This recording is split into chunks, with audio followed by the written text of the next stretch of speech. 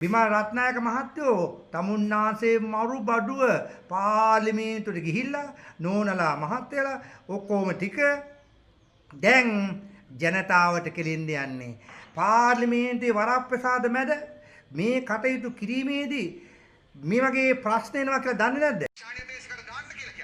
ක්‍රිස්තියානි ජනතාවගේ ප්‍රධාන ආගමික නායක වෙච්ච කාදලතුමා ඇතුළු නායකයා. රවිසිංහ රත්නතුමා දාන්න කෙනෙක් ඉල්ලීමක් ඒ කතෝලික ප්‍රජාව ක්‍රිස්තියානි ප්‍රජාව. ශානි අබේසිංහ සහ රවිසිංහ මහත්තුරු ඒ අදාළ අත්වලට පත් කරේ මේ කාදලතුමාගේ ඉල්ලීමට කියලා කිව්වලම දැන් තේරෙනවා නේද ප්‍රශ්නේ?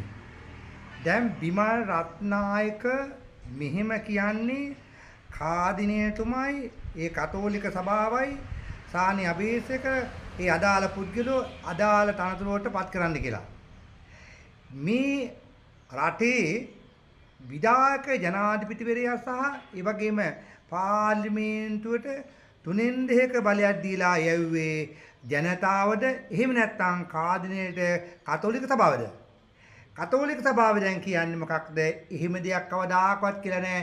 විමල් රත්නායක මහත්තයෝ තමුන්නාසේ මරු බඩුව පාර්ලිමේන්තුවට ගිහිල්ලා නෝනලා මහත්තයලා ඔක්කොම ටික දැන් ජනතාවට කෙලින්න යන්නේ පාර්ලිමේන්තුවේ වරප්‍රසාද මැද මේ කටයුතු කිරීමේදී මේ වගේ ප්‍රශ්න එනවා කියලා දන්නේ නැද්ද?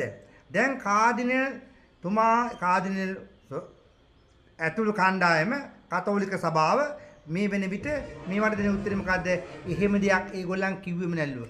එසේනම් සානි අබේසේකර ඇතුළු කණ්ඩායම කතෝලික සභාවේ නිර්දේශ මත පත් කරනකොට ජනාධිපතිතුමා මොකක්ද මේක දුන්න උත්තරේ?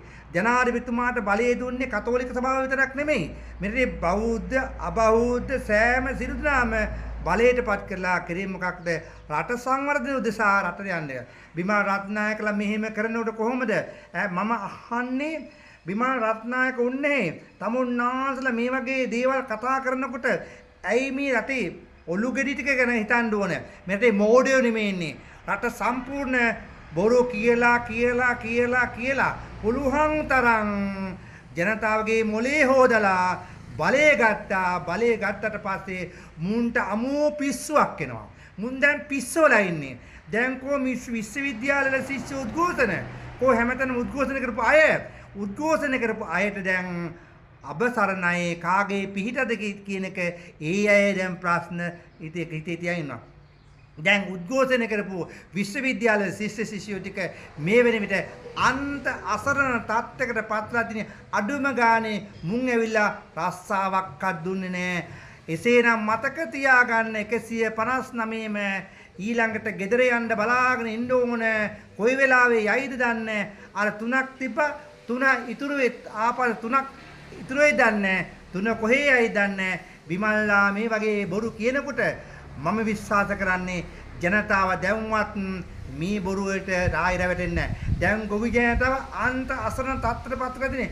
ගොවියෝ දැන් මහ විශාල වශයෙන් පාට බැලලා තියෙන්නේ. දැන් අමුඩ ගහගෙන ගොවියෝ ටික පාට එනවා. නමුත් එදා අමුඩ ගහගෙන නාම කරුණාරත්න ගොවියොත් එක්ක පාට බැස්සේ අනිවාර්යෙන් මතක තියාගන්න අපි බලයටපත් වුණොත් ගොවියන්ට අවශ්‍ය කරන සියලු පහසුකම් දෙනවා.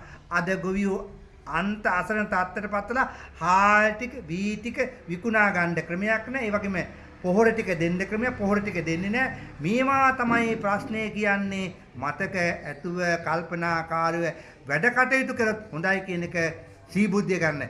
ජනාධිපතිවරයාගෙන් මං ඉල්ලා දුන්නා මේ වගේ ඇමතුරුන්ට මේ වගේ අමාත්‍යාංශ දීලා ඔබතුමා නිකන් නොමග යන්න එපා. ඔබතුමායි කැල්ලක් කරගන්න එපා. ඔබතුමා ආරක්ෂා වෙන්න ස්තුතියි.